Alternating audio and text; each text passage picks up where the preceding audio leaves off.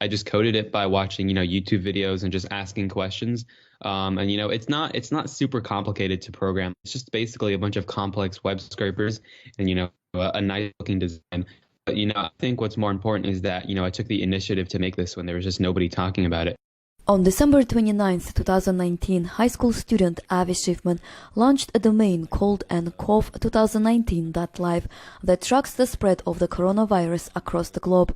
Web design is not new to the 17-year-old Schiffmann. When he started his coronavirus tracker, he had no idea the virus will turn into a pandemic and his tracker into a universally known project. If I wanted the most up-to-date numbers, I'd have to go to like local Chinese government websites that were, all in Chinese and, hard to read. Or I could read news articles, but they were mostly out of date by the time I read them anyways, and, it doesn't change or anything. So, I started working on a dashboard thing that would be, really visually appealing, especially on like a mobile device that, you could just easily get the most up-to-date numbers, just all in one place for all the countries. And since then, I've gained over 700 million visitors and, visitors from every single country every single day.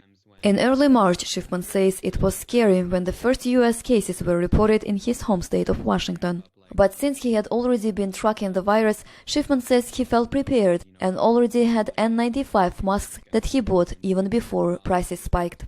On March 11th, the World Health Organization raised the status of the coronavirus to a pandemic. Countries began enforcing strict quarantine measures, and many began searching the web for the word pandemic. His website was ready to go after years of practice on computers.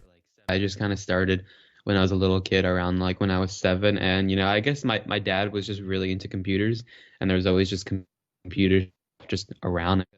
Schiffmann has already created more than 30 websites in 10 years, but he is especially proud of his global COVID tracker. He says the information is as accurate as the information that governments release. For now, he is rejecting other job offers. I don't really care that much about working as like a career programmer, like 9 to 5. I feel like that would take a lot of the fun and just the motivation I have out of programming. I